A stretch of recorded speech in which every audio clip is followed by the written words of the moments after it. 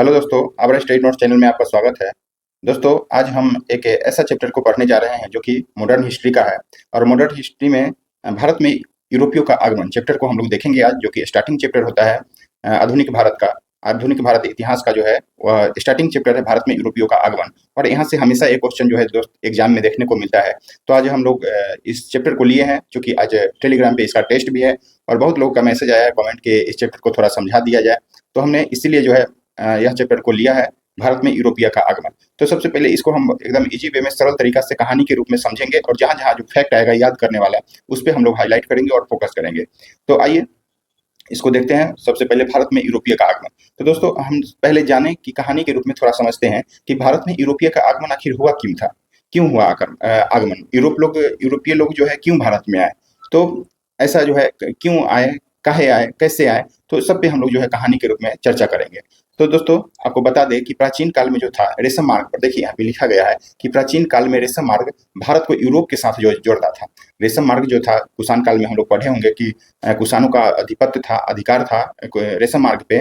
तो प्राचीन काल से ही यह संबंधित है। तो उस वहीं से जो है दोस्तों इसका लिंक जुड़ा हुआ है। तो हम आपको एक लिंक जोड़ रहे हैं कि कैसे जो है यूरोपियों का भारत में आगमन हुआ। तो प्राचीन काल में रेशम मार्ग और भारत का जो है यूरोपियों के साथ जो है रेशम मार्ग जुड़ता था। क्या हुआ बाद में जाकर के कि आपको देखिए कि यहाँ इस पर जो है कुषाणों का नियंत्रण था, लिखा हुआ है 1453 ईस्वी में। देखिए 1453 ईस्वी में इस मार्ग पर जो है ना तुर्की का नियंत्रण हो जाता है। रेशम मार्ग जो पहले कुषाणों का नियंत्रण था, इस पे कुषाण का जो नियंत्रण था उस पे अब 1453 से जो है ना तुर्की का नियंत्रण इस पे हो जाता है। और जब तुर्की पे नियंत्रण होता है ना, तुर्की लोग क्या करते हैं, तुर्क लोग क्या करते हैं कि इस मार्ग को जो है बंद करते हैं। जो अपना भारत और यूरोप का जो संबंध था स्थापित करता था रेशम मार्ग, यह रेशम मार्ग जो भारत और यूरोप का जो संबंध स्थापित करता था, वह जब तुर्की का इस पे नियंत्रण हो जाता है, तब यहाँ जाकर के इस रास्ता को ब्लॉक कर देते हैं, बंद कर देते हैं। तब वहीं से जो है ना दोस्तों, जब यह रास्ता बंद हो जाता है, तब यूरोपीय लोग जो है क्या करते हैं, एक नई खोज की शुरुआत करते हैं। और वह समुद्र के से जो है जल के माध्यम से, समुद्र के माध्यम से अपने देश भारत में आते हैं। तो इसी दौरान जो है एक से बढ़ के एक यूरोप लोग जो है भारत में आए और अपना धीरे धीरे जो है धीरे धीरे व्यापार करने के लिए आए। और उसी क्रम में जो है अंग्रेज लोग भी आए, और अंग्रेज लोग व्यापार के साथ साथ जो है यहाँ पे अपना राजनीतिक जो बोलते हैं राजनीतिक अधिपत्य को भी जो है वहाँ पे स्थापित भारत में कर देते हैं, और भारत को अपने में कब्जा कर लेते हैं। तो यहीं से ऐसे ही शुरुआत हुआ। जब तुर्की का नियंत्रण रेशम मार्ग पर जब हो जाता है, तब जाकर के यहाँ से जो है आपको बता दें कि जल मार्ग की खोज होती है। और जल मार्ग खोज के दौरान ही आपको बता दें, जल मार्ग के खोज के दौरान ही पुर्तगाल और स्पेन जो देश थे, वहाँ के लोग ने महत्वपूर्ण जो है भूमिका निभाया था। तो यही थोड़ा सा समझने के लिए था कि कैसे यहाँ के आखिर खोज कैसे हुआ, कैसे कैसे इसका विकास हुआ, सबको आगे हम देखेंगे। तो अगर आपसे सीधे अगर कोई समझदारी के लिए अगर पूछ दिया जाए कि आखिर क्यों हुआ जल मार्ग का खोज, क्यों भारत का खोज हुआ, क्यों वास्को डी गामा जो है भारत आया, कैसे आया, तो हम लोग बता सकते हैं कि पहले जो है प्राचीन काल में कुषाण लोगों का इस पे अधिपत्य था, अधिकार था, कुषाण लोगों के नियंत्रण में था। जब 1453 में तुर्की लोगों का नियंत्रण होता है, तब जाकर के यह जो है रेशम मार्ग को बंद कर दिया जाता है। और वहीं से जो है एक नई खोज के रूप में जल मार्ग का खोज होता है। और वही जल मार्ग में दोस्तों यूरोप के लोग यानी पुर्तगाल और स्पेन के लोगों ने बढ़ चढ़ करके हिस्सा लिया। और उसी में एक पुर्तगाली व्यक्ति थे, एक पुर्तगाली यात्री थे, बार्थोलोम्यू डियाज। यह क्वेश्चन दोस्तों एग्जाम में पूछा जाता है, यह बीपीएससी में पूछा गया क्वेश्चन है, तो इसको हम लोग फैक्ट के रूप में जो है याद रखेंगे। बार्थोलोम्यू डियाज 1487 ईस्वी भी पूछा जाता है। तो यहाँ से जो है डेट भी याद रखना है हम। तो यहाँ से डेट भी याद रखना है हम लोग को। अब ध्यान में रखना है, देखिए बार्थोलोम्यू डियाज ने 1487 ईस्वी में दक्षिण अफ्रीका के समीप उत्मासा अंतरिप, इसको भी याद रखा जाता है दोस्तों, उत्मासा अंतरिप, जिसको कि the Cape of Good Hope के नाम से जानते हैं। यह भी क्वेश्चन पूछा जाता है दोस्तों। तो यह फैक्ट के रूप में इस लाइन को जो है याद रखना है। 1487 ईस्वी में बार्थोलोम्यू डियाज जो पुर्तगाली यात्री थे, दक्षिण अफ्रीका के समीप एक उत्मासा अंतरिप की खोज किया, जिसको कि the Cape of Good Hope के नाम से भी हम लोग जानते हैं। तो सीधे आपसे पूछेगा उत्मासा अंतरिप का खोज किसने किया, या the Cape of Good Hope के नाम से किसको जानते हैं, तो उत्मासा अंतरिप 1487 ईस्वी में बार्थोलोम्यू डियाज ने इसका खोज। दोस्तों, यह जो है भारत की खोज करने के लिए निकले थे, लेकिन क्या हुआ कि यह जो है एक अलग जगह का खोज कर लिए, और जिसको कि सबसे पहले यह उत्मासा अंतरिप पे जो है पहुंचते हैं। उसके बाद क्या होता है, यह स्थल भौगोलिक क्षेत्र की क्रांति, देखिए यहाँ पे लिखा गया है कि यह भौगोलिक क्षेत्र के क्रांति में क्रांति माना जाता है। जब उत्माशा अंतरिक्ष की खोज करते हैं तो भौगोलिक खोज के क्षेत्र में जो है दोस्तों इसको जो है क्रांति माना जाता है, क्योंकि यह स्थल से अब पूरब और पश्चिम की तरफ यात्रा जो है किया जा सकता है। जो उत्माशा अंतरिक्ष का खोज बार्थोलोम्यू डियाज के द्वारा जब हुआ तो एक महत्वपूर्ण मतलब एक क्रांति माना गया।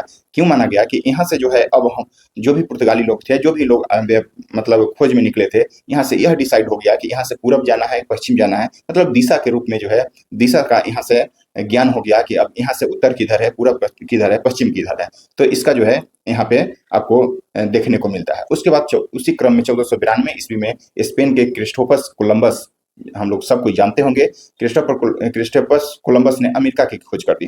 दोस्तों यह भी जो थे जो खोज करने के लिए निकले, या खोज करने के लिए निकले थे भारत का, लेकिन क्या हुआ, कोलंबस ने भारत खोजने के क्रम में रास्ता भटक जाते हैं। और रास्ता भटकने के कारण क्या है, एक बहामा द्वीप, देखिए यहाँ पे लिखा गया है, एक बहामा द्वीप की खोज कर लिया। और बहामा, इसको लगा कि हम भारत को खोज कर लिए, लेकिन वह जो द्वीप था वह बहामा द्वीप था। और उस बहामा द्वीप को जो है दोस्तों उस बहामा द्वीप को नई नई दुनिया जो है कह करके मतलब इन्होंने एक खोज किया, तो इन्होंने इसका नाम नई दुनिया रख दिया। बहामा द्वीप की खोज किया और उसको जो है नई दुनिया नाम रख दिया। और इसी नई दुनिया को जो है दोस्तों रेड इंडियन कह करके भी संबोधित किया। रेड इंडियन, वहाँ के लोगों को जो है दोस्तों रेड इंडियन कहा, क्योंकि इनको लगा था कि हम भारत की खोज कर लिए, इसीलिए जो है इसका नाम जो है रेड इंडियन रख दिया। उसके बाद बहामा द्वीप का नाम जो है नई दुनिया रख दिया गया, आपको बता दें। और उसके उसी क्रम में जो है दोस्तों एक इटली के प्रसिद्ध यात्री थे, एक इटली के प्रसिद्ध यात्री अरमिगो, देखिए अमेरिगो बुस्पैची जो कि एक इटली के यात्री थे, वह जो है नई दुनिया की कई बार यात्रा किया था, कई बार यात्रा किया। इसी यात्रा के क्रम में इसकी मृत्यु हो जाती है। जब यह जो है आपको बता दें कि अमेरिको वेस्पुजी जो भी थे वह नई दुनिया की बराबर जो है यात्रा करते थे, यहाँ से आन जान करते रहते थे। उसी क्रम में इनका जो है मृत्यु हो जाती है और इन्हीं के नाम पर दोस्तों अमेरिका जो है, नई दुनिया का नाम जो है अमेरिका रखा गया, अमेरिका रख दिया गया नई दुनिया का नाम। और इन्हीं के नाम पर जो है दोस्तों आपको अमेरिका जो अभी देश है इसी के नाम पर जो है रखा गया था। तो आपसे अगर पूछ दिया जाए कि अमेरिका का खोज किसने किया, तो क्रिस्टोफर कोलंबस ने। कब किया? तो 1492 ईस्वी में। यह भारत खोजने के लिए निकले थे, लेकिन एक नई दुनिया बहामा द्वीप पहुंचे और अमेरिका की खोज कर निकाले। तो यहाँ से दोस्तों अमेरिका का खोज देख लिए हम लोग कि कैसे अमेरिका का खोज हो गया। और उसी क्रम में जब आगे बढ़ते हैं तो एक पुर्तगाली यात्री जो आते हैं 1498 में, यह डेट भी याद रखा जाता है दोस्तों। 1498 पुर्तगाली यात्री वास्को डी गामा, सब कोई जानते होंगे, सब कोई इनसे परिचित होंगे। वास्को डी गामा उत्माशा अंतरिक्ष होते हुए, जो कि उत्माशा अंतरिक्ष की खोज किसने किया था? बार्थोलोम्यू डियाज ने। तो उसी द्वीप से होते हुए जो है भारत के कालीकट तक यह पहुंच गया था। केरल में है, केरल के कालीकट के तट पर जो है यह वास्को डी गामा सर्वप्रथम पहुंचा था। तो दोस्तों यह भी जो है एग्जाम में कभी कभी पूछा जाता है कि वास्को डी गामा सर्वप्रथम कहाँ पहुंचे, तो केरल के काली तट पर जो है इनका सर्वप्रथम जो है आगमन हुआ था, यानी कि कालीकट पर जो है यह पहुंचे थे। उसके बाद क्या पूछा जाता है यहाँ से, तो आपको तो फैक्ट के रूप में वास्को डी गामा 1498 यहाँ से याद रखना है। कालीकट के तट पे जो है पहुंचे थे, केरल में यह तट है। केरल के कालीतट नामक बंदरगाह पर पहुंचे, तब यहाँ से जो है यहाँ के शासक कौन, जब वहां जब पहुंचे वास्को डी गामा तब, तो केरल का उस समय शासक कौन था? जमोरिन। कभी कभी आपको सामूरी भी दिया जाता है ऑप्शन में, जो भी ऑप्शन रहेगा उसके अनुसार हम लोग आंसर सही करेंगे। तो जमोरिन या सामूरी को याद रखा जाता है। कालीकट का उस समय शासक जो था केरल का, वह जमोरिन या सामूरी था। उसके बाद है दोस्तों वास्को डी गामा का पथ प्रदर्शक के रूप में अब्दुल मनीत नायक जो था, एक गुजरात का यह व्यापारी था और बराबर जो है हमेशा जो यह व्यापार करने के लिए भारत आते जाते रहता था। और यह गुजरात का था, जो उत्माशा अंतरिक्ष से वास्को डी गामा का उत्माशा अंतरिक्ष जाता था और आता था भारत से। उसी क्रम में जो है दोस्तों यह वास्को डी गामा को मिलता है और इससे इनसे जान पहचान होता है और उनको भारत लेकर के यही जो है अब्दुल मनीत भारत लेकर के सबसे प्रथम केरल के काली तट पर जो है पहुंचा था। तो वास्को डी गामा का पथ प्रदर्शक के रूप में यानी कि अब्दुल मनीत जो थे वह रास्ता दिखाने का काम वास्को डी गामा को किए, इसीलिए जो है अब्दुल मनीत को वास्को डी गामा का पथ प्रदर्शक के रूप में इनको जाना जाता है। पथ प्रदर्शक मतलब रास्ता दिखाने वाला, अब्दुल मनीत को जाना जाता है। तो आपसे क्वेश्चन पूछ सकता है वास्को डी गामा का पथ प्रदर्शक कौन था? तो अब्दुल मनीक नायक के रूप में यह एक गुजराती व्यापारी था, इसको ध्यान में रखना है। इस प्रकार यूरोपीय से चलकर भारत आने का जलमार्ग का पता चल गया। इसके बाद यूरोपीय देश का आगमन जो है भारत में अब शुरू हो गया। तो यहीं से जो है यूरोपीय का आगमन भारत में शुरू हुआ। क्यों हुआ, कैसे, हम लोग बता दी, चर्चा कर लिए। जल मार्ग का पता देखिए, इस प्रकार यूरोप से चलकर भारत आने का जल मार्ग का जो है पता चल गया। यह लोग जो है ना दक्षिण अफ्रीका से घूम करके पूरा जो है वह मैप आप देखिएगा, पूरा वर्ल्ड का तो समझ में आएगा। दक्षिण अफ्रीका के नीचे से पूरा ऐसे घूम करके आपको भारत के तक यह लोग पहुंचे थे। उसके बाद वास्को डी गामा भारत से वापस जब गए ना, तो यहाँ जब आए तो यहाँ वापस गया तो पुर्तगाल में यहाँ 60 गुना लाभ पर भारतीय सामान को बेचा। यह आए और कुछ यहाँ से सामान, भारत से सामान जो है वापस लेकर पुर्तगाल गए, और जो 1 रुपया में यहाँ खरीदे वहाँ जाकर के वहाँ पुर्तगाल में जो 60 गुना लाभ पर यानी कि 60 रुपया में वह बेचे। तो ऐसे वहाँ जब यह चर्चा हुआ ना तो बहुत होड़ मच गया, एक क्रांति के रूप में जाने लगा, और बहुत से व्यापारी जो है उसके बाद भारत आने का प्रयास किए और भारत आए भी, और यहाँ से व्यापारी जो है व्यापार का काम शुरू कर लिए। और इसी क्रम में धीरे धीरे हम लोग देखेंगे पुर्तगाली आए, फिर हॉलैंड नीदरलैंड के निवासी आए, फिर इंग्लैंड के निवासी आए, फ्रांसीसी आए, डेनिश आए, सब कोई व्यापार करने के लिए भारत में आने लगे। तो वही बात है यहाँ पे, उसके परिणाम स्वरूप एक के बाद एक व्यापारियों का आगमन हुआ भारत। इस प्रकार यूरोपीय देशों में सबसे पहले पुर्तगाली लोगों ने भारत में जो है प्रवेश किए थे। तो पुर्तगाली लोग 1498 में वास्को डी गामा सबसे पहले आए और यहाँ से व्यापार करने के लिए यह लोग आए थे, और जो भी वस्तु को ले गए वह 60 गुना लाभ पर जो है वहाँ पुर्तगाल में बेचे। तो उसी क्रम में हम लोग को कभी कभी क्रम पूछा जाता है कि कौन कौन से जो देशवासी थे वह पहले आए, किसके बाद कौन आए, तो इसको ध्यान में हम लोग को यह रखना है, और इस एग्जाम में कभी कभी सजाने के लिए दिया जाता है। तो सबसे पहले जो है दोस्तों 1498 में पुर्तगाली लोग आए। उसके बाद कौन आए, तो नीदरलैंड के लोग, जिसको कि हॉलैंड निवासी भी बोला जाता है, नीदरलैंड या हॉलैंड। उसके बाद इंग्लैंड, उसके बाद फ्रांसीसी लोग आए, फिर से है दोस्तों डच लोग, डेनिश लोग भी आए इसके बाद। तो मेन रूप से यह 4 को याद रखना है, क्योंकि यह पूछा जाता है हमेशा, सजाने के लिए आपसे पूछा जाएगा कि किसके बाद क्रम पूछा जाएगा, क्योंकि इनमें से क्रम के रूप में सजाइए कि किसके बाद कौन आए। सबसे पहले कौन आए, पुर्तगाली आए, उसके बाद हॉलैंड आए, फिर हॉलैंड जिसको कि डच निवासी भी बोलते हैं, नीदरलैंड बोलते हैं इसको। उसके बाद जो है इंग्लैंड, उसके बाद फ्रांसीसी लोग आए। इंग्लैंड जिसको कि अंग्रेज, और यही अंग्रेज ने दोस्तों व्यापारी के साथ साथ इतना वर्चस्व स्थापित कर लिया कि अपना देश को जो है गुलाम कर लिया, और यहाँ पे पूरा राजनीतिक सत्ता को जो है स्थापित कर देता है। तो आगे हम इसका चर्चा करेंगे, पढ़ेंगे, लेकिन अभी के रूप में अभी इसका क्रम हम लोग को ध्यान में रखना है। क्रम ऐसे देशवासी के रूप में याद रखना है, और एक और क्रम याद रखा जाता है कि इस कंपनी जो कंपनी की स्थापना किया ये लोग व्यापार करने के लिए, जब व्यापारिक जो इसका क्षेत्र विस्तार जब होने लगा व्यापारिक क्रम में, तो इन्होंने एक कंपनी स्थापित की। वह जो है यह डेट भी आप लोग को एग्जाम में पूछा जाता है। तो पुर्तगाल लोग जो है पुर्तगाली ईस्ट इंडिया कंपनी की स्थापना करते हैं 1498 में। ये तो वास्को डी गामा आते हैं उसी टाइम इसका स्थापना हो जाता है, तो इसको ध्यान में रखना है डेट को। फिर से हॉलैंड या डच की बात करें तो 1602 ईस्वी में जो है हॉलैंड निवासी ने डच ईस्ट इंडिया कंपनी की जो है स्थापना कर लेते हैं। फिर ईस्ट इंडिया कंपनी की स्थापना 1600, सब कोई जान रहे होंगे, 31 दिसंबर 1600 ईस्वी को डच ईस्ट इंडिया कंपनी की जो है स्थापना होता है। उस समय भारत के जो है मुगल बादशाह अकबर थे, और एलिजाबेथ प्रथम ब्रिटेन की महारानी थी। तो उस समय यह ध्यान में रखना है, यह पूछा जाता है बार बार। फ्रांसीसी ईस्ट इंडिया कंपनी की स्थापना 1664 में होता है। दोस्तों यह लोग आए कैसे, तो देख लीजिए, पहले पुर्तगाली, फिर हॉलैंड, फिर इंग्लैंड, फिर फ्रांसीसी। लेकिन यह क्रम जो देखिएगा तो थोड़ा सा बहुत इधर उधर हो जाता है। 1498 में पुर्तगाली है तो सही है, लेकिन यह देखिए इससे डच लोग पहले आए, बाद में आए इंग्लैंड, लेकिन इंग्लैंड ने जो है पहले अपनी कंपनी को स्थापित कर लेते हैं। ईस्ट इंडिया कंपनी की स्थापना 1600 में हो जाती है। उसके बाद जो है डच का स्थापना होता है, तब जाकर के फ्रांसीसी लोग जो है स्थापित करते। तो कभी कभी यह भी ईस्ट इंडिया कंपनी के बारे में भी आपसे, कंपनी का स्थापना के बारे में भी क्रम में पूछा जाएगा, तो यह भी याद रखना है हम लोग को। थोड़ा सा यहाँ ध्यान रखना है, इस क्रम को थोड़ा सा यहाँ पे 2 में चेंज हो जाता है। पहले आ जाता है इंग्लैंड, फिर जो है डच ईस्ट इंडिया कंपनी आता है। उसके बाद हम लोग बात करें दोस्त, उसके बाद हम बात करेंगे कि कंपनी को, इसका नाम क्या क्या था कंपनी का। तो पुर्तगाली लोग तो पुर्तगाली ईस्ट इंडिया कंपनी, हॉलैंड को, डच निवासी को हॉलैंड या नीदरलैंड जो कहा जाता है, तो इसको डच ईस्ट इंडिया कंपनी। फिर जो है इंग्लैंड को ईस्ट इंडिया कंपनी, और फ्रांसीसी को फ्रांसीसी ईस्ट इंडिया कंपनी। ये तो सही है, ये तो याद करने में ज़्यादा लफड़ा है नहीं। लेकिन हम लोग को कभी कभी यह भी एक आध बार जो है एग्जाम में, या बड़ी एग्जाम में पूछा गया है, यूपीएससी के एग्जाम में एक बार जो है यह सजाने के लिए दे दिया गया था। तो पुर्तगाली ईस्ट इंडिया कंपनी का जो पुराना नाम क्या था यह पूछा गया है। तो एस्टाडो द इंडिया पुर्तगाली का नाम है।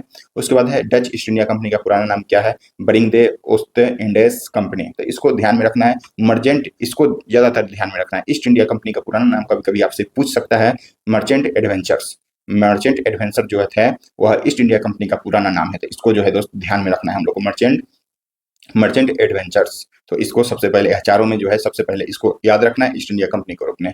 उसके बाद फ्रांसीसी ईस्ट इंडिया कंपनी का पूरा नाम क्या था, कंपनी देस इंडेस ओरिएंटेलेस। तो इसको ध्यान में रखना है हम लोग को। सबसे पहले यह महत्वपूर्ण हो जाएगा ईस्ट इंडिया कंपनी वाले, बाद बाकी आप लोग ध्यान में रख सकते हैं एस्टाडो द इंडिया को भी। तो यह जो खाका है उसको जो है हम लोग को याद में रखना है, ध्यान में रखना है। उसके बाद हम लोग आगे जब बढ़ते हैं दोस्तों, आगे हम बढ़े तो देखिए यहाँ पे दिया गया है कि वास्को डी गामा के बाद दूसरा जो पुर्तगाली व्यक्ति थे वह थे अल्फ्रेज कैब्राल। अल्वरेज अल्वरेज कैब्राल जो थे वो 17 जहाज लेकर, चूंकि वह गए थे वास्को डी गामा जो गए थे वह 60 गुना लाभ पर जो है वस्तु को बेचे थे। उसके बाद दूसरा जो यात्री था पुर्तगाली अल्वरेज कैब्राल जो है वो 17 जहाज लेकर के भारत आया और अपार धनराशि को लेकर जो है वह वापस जाता है। तब पुर्तगालियों का क्षेत्र जो है विस्तार वहां हो गया और वहीं के सरकार ने एक अधिकारी की नियुक्ति कर दी और भारत में इसे गवर्नर कहा जाने लगा। जब 17 जहाज लेकर के अल्फ्रेड कैब्राल आता है और यह वापस जाता है तो इन्होंने पुर्तगाली लोग जो है भारत में अपना क्षेत्र को विस्तार व्यापार के रूप में करने लगे और जब क्षेत्र का विस्तार हुआ तो एक अधिकारी का जरूरत पड़ी और उस अधिकारी को जो है दोस्तों भारत में नियुक्त किया गया और उसको जो है गवर्नर कहा गया। उसको गवर्नर कहा गया और उसी रूप में जो है पहला गवर्नर जो है पुर्तगाली गवर्नर डी अल्मेडा को जो है नियुक्त किया गया। तो आपसे क्वेश्चन यह पूछा जाता है और यह ध्यान में भी रखना है कि भारत में प्रथम पुर्तगाली गवर्नर आपसे पूछा जाए तो डी अल्मेडा का नाम आता है। डी अल्मेडा भारत में प्रथम गवर्नर की बात करें आपसे, डी अल्मेडा पुर्तगाली गवर्नर के रूप में डी अल्मेडा को हम लोग को याद रखा जाता है। इनका काल जो था 1505 से 1509 ईस्वी, 1505 से 1509 ईस्वी में जो है डी अल्मेडा का काल इतना रहता है। यह जो है भारत में पुर्तगाली साम्राज्य का संस्थापक था। जब यह इनका नियुक्ति किया गया गवर्नर के रूप में तो यह पुर्तगाली साम्राज्य का संस्थापक यहाँ मतलब स्थापना करते हैं, तो इसीलिए जो है डी अल्मेडा को पुर्तगाली साम्राज्य का संस्थापक कहा जाता है। तो इसको ध्यान में रखना है हम लोग को। आगे जब हम बढ़ते हैं दोस्तों, आगे जब बढ़ते हैं तो यह डी अल्मेडा के बारे में हम लोग अब कुछ जानकारी ले लें। डी अल्मेडा की जब चर्चा करें दोस्तों तो यहाँ पे अब देखिए कि यह पुर्तगाली साम्राज्य का संस्थापक था और यह नीले पानी का समर्थक था। नीले पानी का समर्थक था, नीले पानी अर्थात समुद्र पर जो है इसका नियंत्रण था, समुद्र पे जो है इसका अधिकार था डी अल्मेडा का। मतलब समर्थक इसलिए कि जो भी लोग समुद्र से व्यापार करते थे इनसे जो है यह टैक्स यानी कि कर जो है वसूलते थे। तो इसीलिए समुद्र नीले ब्लू वाटर पॉलिसी से संबंधित डी अल्मेडा को जो है हम लोग ध्यान में रखेंगे यहाँ से। उसके बाद दूसरा गवर्नर जो आते हैं अल्फांसो डी अल्बुकर्क। अल्बुकर्क को भी ध्यान में रखा जाता है। डी अल्मेडा और यहाँ पे डी अल्बुकर्क, तो यहाँ से अल्मेडा याद रखिए और यहाँ से अल्बुकर्क याद रखिए, क्योंकि यह एग्जाम में पूछा जाता है और यहाँ लोग थोड़ा बहुत कंफ्यूज हो जाते हैं। तो कंफ्यूजन कहाँ पे होता है, अगर आपसे पूछा जाए पुर्तगाली साम्राज्य का संस्थापक तो डी अल्मेडा, लेकिन अगर इसी में जो है दोस्तों एक शब्द जुटेगा और आंसर बदल जाए, पुर्तगाली साम्राज्य का यहाँ पे आपसे पूछ दिया जाए वास्तविक, अगर वास्तविक संस्थापक के रूप में आपसे पूछा जाए तो डी अल्बुकर्क का जो है नाम आ जाता है। यह पुर्तगाली में सबसे महान गवर्नर था। भारत में अपनी स्थिति को मजबूत करने के लिए भारतीय महिलाओं से वैवाहिक संबंध जो है स्थापित करने पर अधिक जोर दिया। इसलिए यह वैवाहिक जोर दिया भारत की महिलाओं से, क्योंकि इनका जनरेशन यहाँ भारत में बढ़े और इनका साम्राज्य जो है विस्तार और हो। तो अपने साम्राज्य को विस्तारित करने के लिए भारत की महिलाओं से इन्होंने शादी करने पर जोर दिया और यहाँ अपना साम्राज्य को जो है विस्तार पूर्वक जो है क्षेत्र को बढ़ाते रहे। इसी क्रम में है दोस्तों डी अल्बुकर्क ने 1510 में बीजापुर से गोवा को छीन लिया।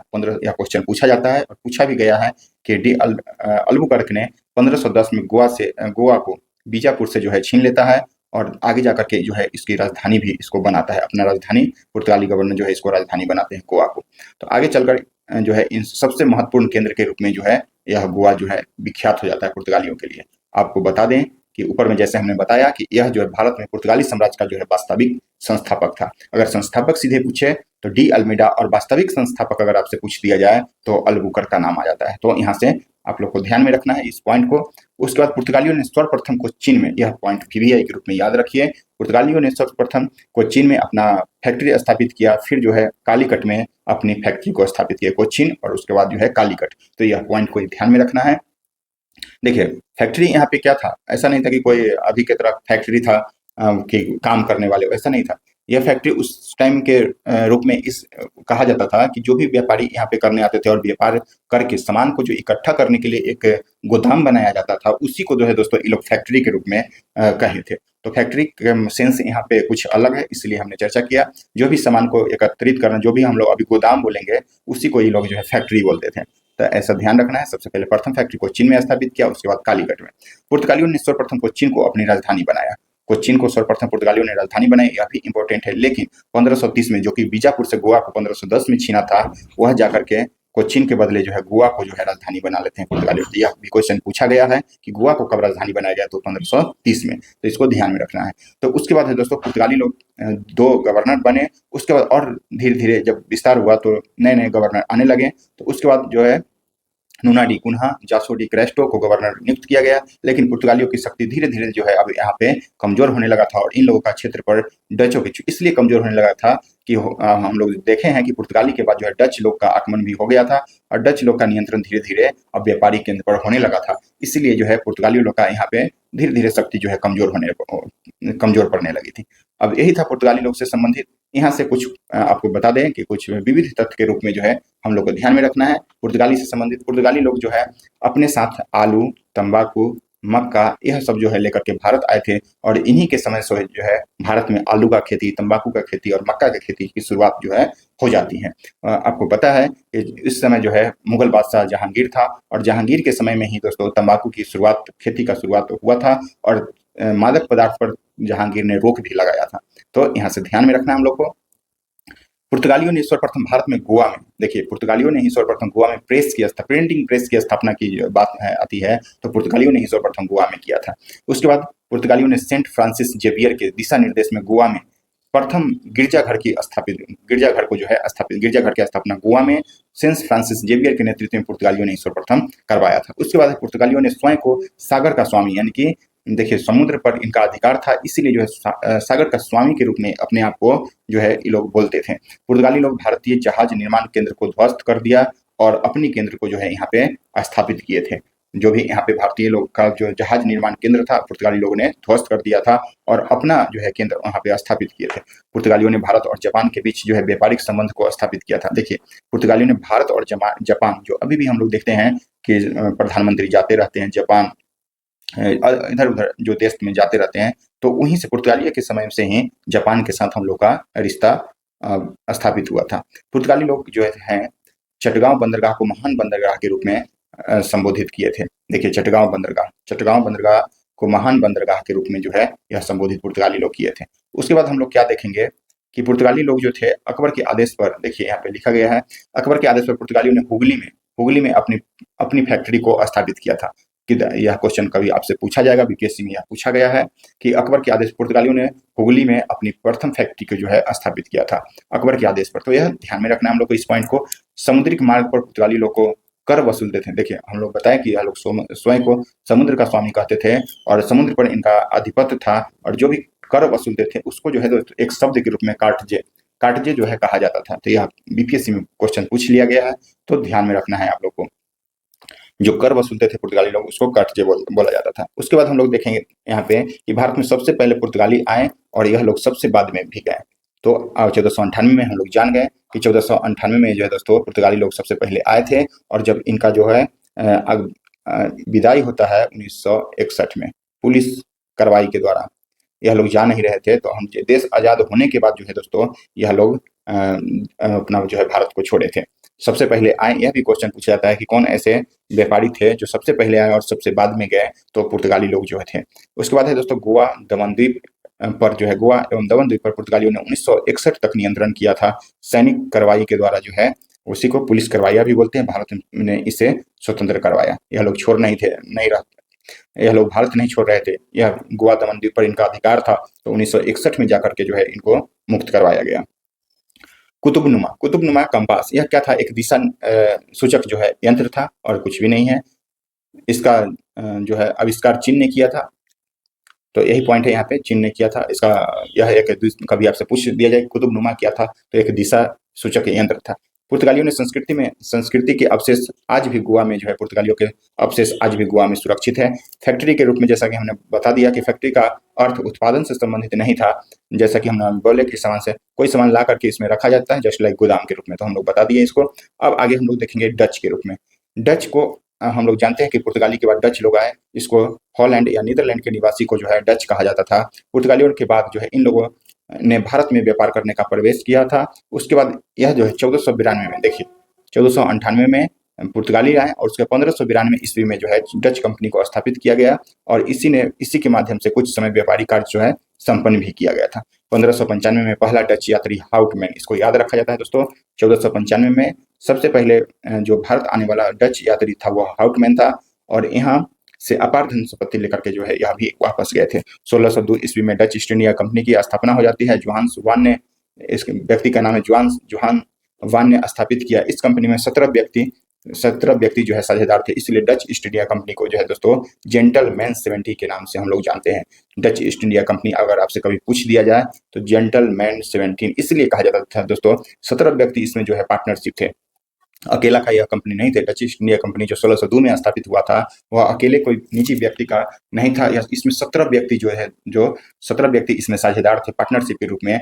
17 व्यक्ति मिलकर के यह कंपनी को स्थापित किए थे, जिसको कि जेंटलमैन 17 के नाम से हम लोग जानते हैं। 1605 में इन लोगों ने आंध्र प्रदेश के मसूलीपट्टनम में अपनी प्रथम फैक्ट्री को जो है स्थापित किया था। दोस्तों यह याद रखना है, इसको ध्यान में रखना है। डच ईस्ट इंडिया कंपनी ने सर्वप्रथम अपना प्रथम फैक्ट्री कहाँ स्थापित किया, तो आंध्र प्रदेश के मसूलीपट्टनम में जो है अपना प्रथम फैक्ट्री डचों ने स्थापित किया।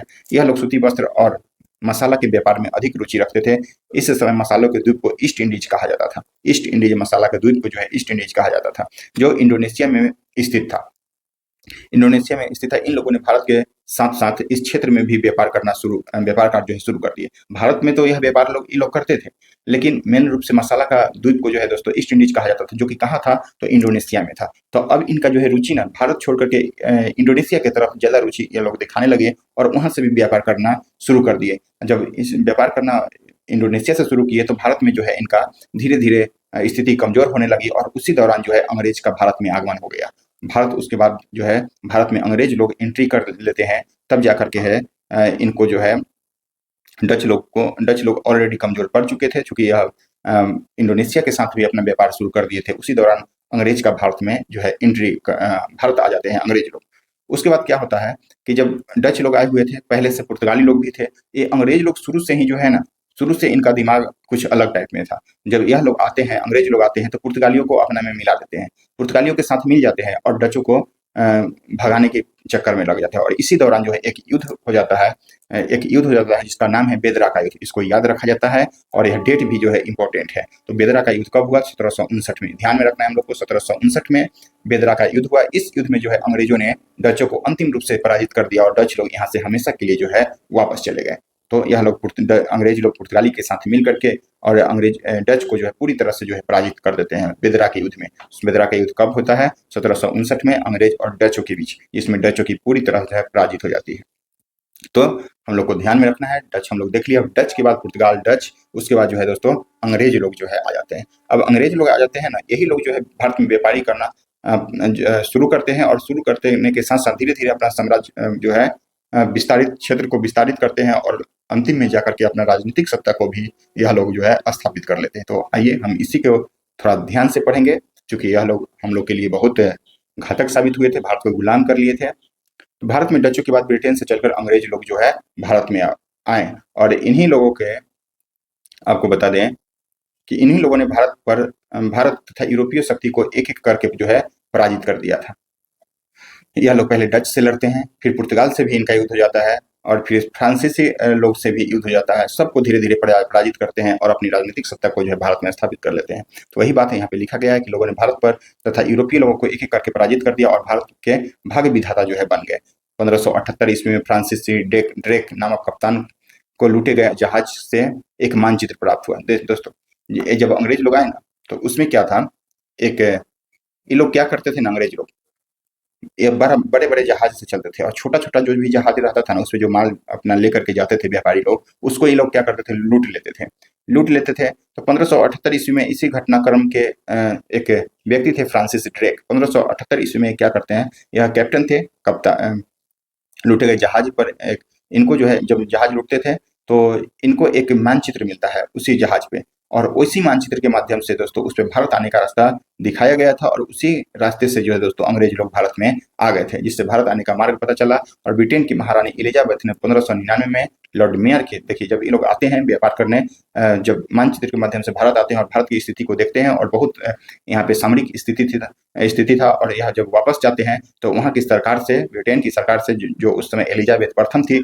उसके साथ एक मीटिंग होता है, एक आयोग का गठन होता है। उस आयोग को जो है दोस्तों, उस आयोग लॉर्ड मेयर की अध्यक्षता में एक समिति का गठन होता है। देखिए यहाँ पे लिखा गया है, लॉर्ड मेयर की अध्यक्षता में दोस्तों एक समिति का गठन होता है और इसी समिति के रिपोर्ट के आधार पर 31 दिसंबर, देखिए 31 दिसंबर जो है 1600 ईस्वी में ईस्ट इंडिया कंपनी की स्थापना होता है और महारानी ने सर्वप्रथम 15 वर्षों तक जो है व्यापार करने का छूट दिया था। लेकिन जब इनकी मृत्यु हो जाती है तो इनका जो है बेटा इनके पत्र जेम्स प्रथम इनके पोस्ट पे आते हैं और यह जो है अनिश्चित कालों तक जो है व्यवहार करने का छूट दे देते हैं। और इस ईस्ट इंडिया कंपनी में दोस्तों 217 साझेदार थे, 217 पार्टनरशिप थे और 217 जो है पार्टनरशिप इसमें थे। तो बहुत बड़ी कंपनी थी यह ईस्ट इंडिया कंपनी जो थी, बहुत बड़ी कंपनी थी, क्योंकि इसमें 217 जो है पार्टनरशिप थे।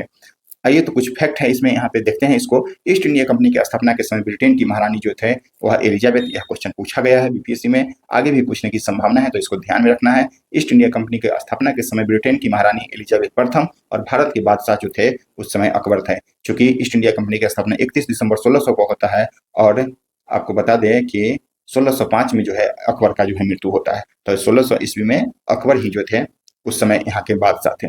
जेम्स प्रथम, देखिए ब्रिटेन के शासक का पत्र लेकर के, जेम्स प्रथम का पत्र लेकर के कैप्टन हॉकिंस मुगल बादशाह जहांगीर के दरबार में, दोस्तों यह कैप्टन हॉकिंस जो थे जेम्स प्रथम का पत्र लेकर के अकबर के नाम से ही चले थे, लेकिन अकबर की मृत्यु 1605 में हो जाती है। तब गद्दी पर जो है जहांगीर आते हैं और तब इन्हीं के दरबार में है जो दोस्तों कैप्टन हॉकिंस 1608 ईस्वी में जो है भारत आए थे। तो ध्यान में रखना है हम लोग को, यह भी फैक्ट पूछा जाता है कैप्टन हॉकिंस किसके दरबार में सर्वप्रथम आए।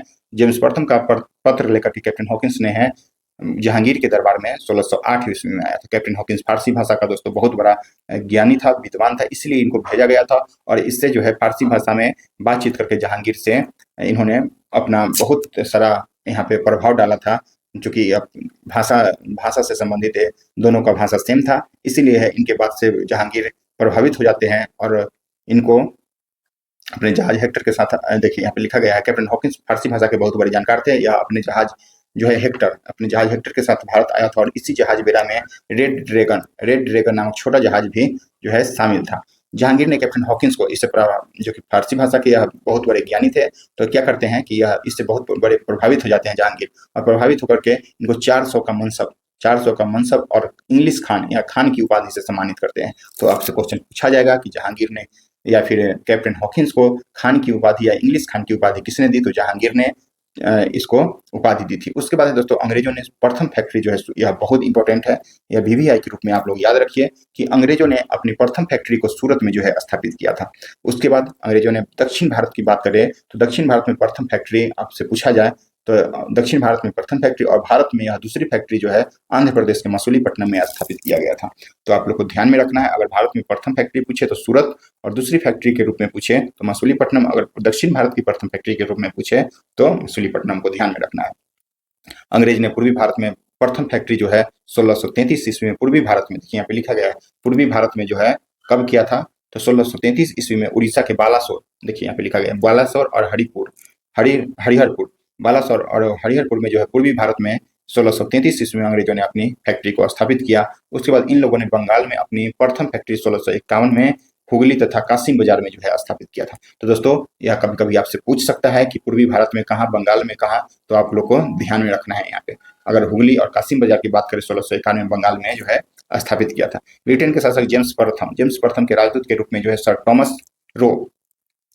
टॉमस रो व्यापारिक उद्देश्य को लेकर के जो है मुगल बादशाह जहांगीर के दरबार में आया था। देखिए प्रथम व्यक्ति कैप्टन हॉकिंस थे और दूसरा जो थे सर टॉमस, यह भी ध्यान में रखना। यह जो है जेम्स प्रथम का राजदूत के रूप में सर टॉमस रो आते हैं और यह भी जहांगीर के दरबार में आते हैं, लेकिन इसने केवल 3000 रुपये, देखिए इन्होंने 3000 रुपये वार्षिक कर के बदले सभी क्षेत्र पर, पूरा भारत पर इन्होंने व्यापार करने की अनुमति जहांगीर दे दिया था। इनको मात्र 3000 रुपये वार्षिक टैक्स देना था और पूरे भारत में जो है व्यापार करना था। तो बहुत संस्था के रूप में जहांगीर ने इनको दे दिया था व्यापार करने का छूट। उसके बाद कंपनी का क्षेत्र विस्तार हुआ। जब ईस्ट इंडिया कंपनी का क्षेत्र विस्तार हुआ तब इन लोगों ने 3 महत्वपूर्ण क्षेत्र को, 3 प्रशासनिक केंद्र को प्रेसिडेंसी के रूप में जो है स्थापित करते हैं, जैसे मद्रास, बंगाल और बम्बई प्रेसिडेंसी, तीनों को जो है स्थापित कर लेते हैं। धीरे धीरे अपना यह जो है अपनी सामरिक शक्ति को जो है बढ़ा रहे थे अंग्रेज लोग। तो उसी दौरान मद्रास प्रेसिडेंसी का स्थापना होता है 1639 में, यह ध्यान में रखना है। ईस्ट इंडिया कंपनी ने चंद्रगिरी से मद्रास को खरीद लिया और इसका जो है घेराबंदी करा लिया, और घेराबंदी करा करके फ्रांसिस डे, देखिए यहाँ पे नाम है, फ्रांसिस डे को मद्रास का संस्थापक के रूप में जाना गया। फ्रांसिस डे आपसे पूछा जाएगा कि मद्रास का संस्थापक कौन थे, तो 1639 में फ्रांसिस डे, और इनको घेराबंदी जब करवाते हैं तब इनका नाम बदल करके सेंट फोर्ट जॉर्ज, यह भी पूछा जाता है दोस्तों, सेंट फोर्ट जॉर्ज की स्थापना किसने की, तो फ्रांसिस डे ने। और कहाँ पे, तो यह मद्रास मद्रास को नाम बदल करके सेंट फोर्ट जॉर्ज रख दिया गया घेराबंदी करके। और इस प्रकार अब जो है मसूलीपट्टनम जो दक्षिण भारत का प्रथम फैक्ट्री था अंग्रेजों का, अब इसका जो है जगह या सेंट फोर्ट जॉर्ज ले लिया और कंपनी का अधिकार अब यही सेंट फोर्ट जॉर्ज से किया जाने लगा दक्षिण भारत में। दक्षिण भारत ने मद्रास का नियंत्रण कर लिया। उसके बाद है दोस्तों बम्बई। बम्बई अभी मुंबई है, उस समय बम्बई बोला जाता था।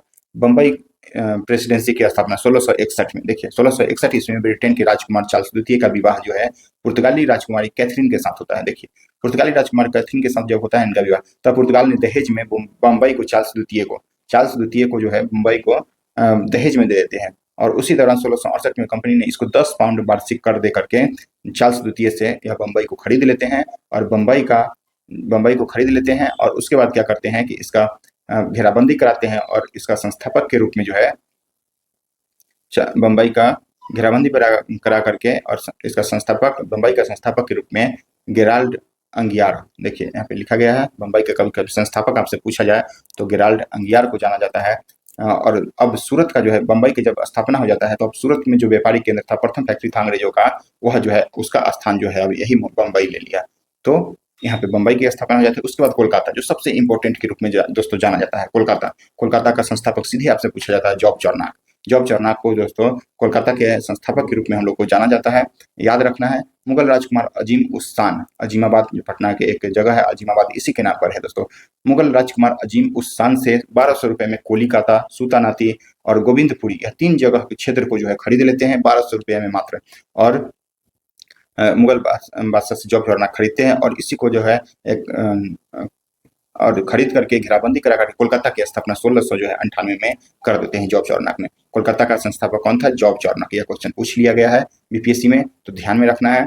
और इसका जो है कोलकाता का घेराबंदी करा करके फिर क्या करते हैं, इसका तीनों क्षेत्र को खरीदते हैं और इसका नाम कोलकाता रखते हैं 1698 ईस्वी में जॉब चार्नक ने। तब इसको घेराबंदी करवाते हैं, घेराबंदी करा करके इसका नाम बदल करके फोर्ट विलियम कर दिया गया और चार्ल्स आयर को जो है प्रथम अध्यक्ष के रूप में नियुक्त किया गया इस फोर्ट विलियम का।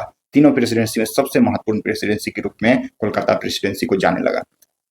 अब कुछ विविध तथ्य है अंग्रेजों से संबंधित, इसको हम लोग देखते हैं। 1612 ईस्वी में, देखिए 1612 ईस्वी में थॉमस बेस्ट नामक अंग्रेज ने स्वाली के युद्ध में पुर्तगालियों को पराजित किया था। दोस्तों यही अंग्रेज जो थे पुर्तगालियों से मिलकर के डच को पराजित किए थे बेदरा के युद्ध में 1759 में। अब यही अंग्रेज जो है दोस्तों पुर्तगाली से युद्ध करते हैं और इसको पराजित कर देते हैं 1612 में। थॉमस बेस्ट नामक अंग्रेज ने स्वाली के युद्ध में, स्वाली को युद्ध का अगर आपसे कभी पूछा जाए तो ध्यान में रखना है 1612 ईस्वी में। मुगल बादशाह औरंगजेब ने अंग्रेजों से भी जजिया कर वसूली थे। दोस्तों हम लोग को ध्यान में रखना है कि जब जजिया कर की बात आती है तो 2-4 फैक्ट याद रखा जाता है। इसका जजिया कर को जो है सबसे पहले मोहम्मद बिन कासिम ने लागू किया था और अंग्रेजों से जजिया कर के रूप में औरंगजेब ने वसूला था और अकबर ने इसका 1564 में समाप्त कर दिया था। 1564 में जजिया कर को समाप्त किया, लेकिन फिरोज शाह तुगलक एक ऐसा शासक था, फिरोज शाह तुगलक, जो कि ब्राह्मणों से पहले ब्राह्मण से जजिया कर नहीं लिया जाता था। यह जो है फिरोज शाह तुगलक ब्राह्मणों से जजिया कर लेते थे और अंग्रेज जब आते हैं तब यह लोग जो थे अंग्रेजों से भी जजिया कर वसूलने लगे थे। तो इसको ध्यान में रखना है जजिया कर के रूप में। अब उस कुछ फैक्ट है इसमें कि उबैदुल्ला कुतुब शाह ने 1632 ईस्वी में कंपनी के एक आदेश जारी किया जिसको कि इतिहास में सुनहरा फरमान के रूप में जाना जाता है, मैग्ना कार्टा के रूप में इसको जाना जाता है। उबैदुल्ला कुतुब शाह 1632, ध्यान में रखना है। कंपनी के लिए यानी कि अंग्रेजों के लिए दोस्तों यह सुनहरा फरमान के रूप में जाने लगा 1632 में उबैदुल्ला कुतुब शाह, तो ध्यान में रखना है। अब आते हैं दोस्तों फ्रांसीसी। अंग्रेज के बाद हम देख लिए, अब फ्रांसीसी लोग आते हैं और फ्रांसीसी लोग आते हैं जब तो अंग्रेज के बाद जो है भारत में फ्रांसीसी ने प्रवेश किया और यह लोग जो थे 1954 तक भारत में, यानी कि स्वतंत्रता के बाद भी इन्होंने अपने क्षेत्रों पर शासन व्यवस्था को जो है संचालित किया था। उसके बाद है फ्रांस के शासक लुई 14वां। फ्रांस के शासक जो है लुई 14वां और उनका प्रधानमंत्री कोलबर्ट जो थे, उनके सहयोग से फ्रांसीसी ईस्ट इंडिया कंपनी की स्थापना जो है हम लोग पढ़े हैं 1664 ईस्वी में इस फ्रांसीसी ईस्ट इंडिया कंपनी की स्थापना किया जाता है। सभी यूरोपीय इस कंपनी पर सरकार का सबसे अधिक नियंत्रण था, इसलिए इसको जो है सरकारी कंपनी फ्रांसीसी ईस्ट इंडिया कंपनी, आपसे कभी पूछ लिया जाए कि सरकारी कंपनी के रूप में किस कंपनी को जाना लगा, तो सरकारी कंपनी फ्रांसीसी ईस्ट इंडिया कंपनी को कहा जाता था, क्योंकि इस पर सरकार का अधिपत्य था, सरकार का इस पे अधिकार था।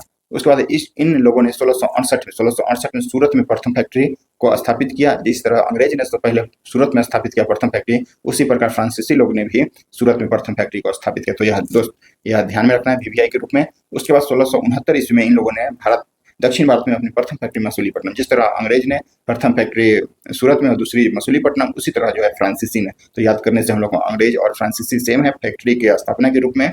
अब आगे हम पढ़ते हैं दोस्तों। तो सूरत में फ्रांसीसी कैरो और मसूलीपट्टनम में मरकारा के नेतृत्व में प्रथम फैक्ट्री स्थापित किया गया था। फ्रांसीसी जो थे वह प्रथम फैक्ट्री जब स्थापित किए थे सूरत में, तो वह जो थे फ्रांसिस कैरो के नेतृत्व में, और मसूलीपट्टनम ने मरकारा के नेतृत्व में जो है स्थापित किया। फ्रेंट मार्टिन ने 1673 में, इसको ध्यान में रखना है दोस्तों, फ्रेंट मार्टिन ने 1673 में पांडिचेरी की स्थापना किया था। पांडिचेरी की स्थापना की और इसको घेराबंदी करा करके पोर्ट लुई नाम रख दिया गया। पोर्ट लुई फ्रांसीसियों ने इसका पोर्ट लुई नाम रखा, फ्रेंट मार्टिन, यहाँ से याद रखना है। उसके बाद है दोस्तों 1674 में अंग्रेज के मामा थे शाइस्ता खां।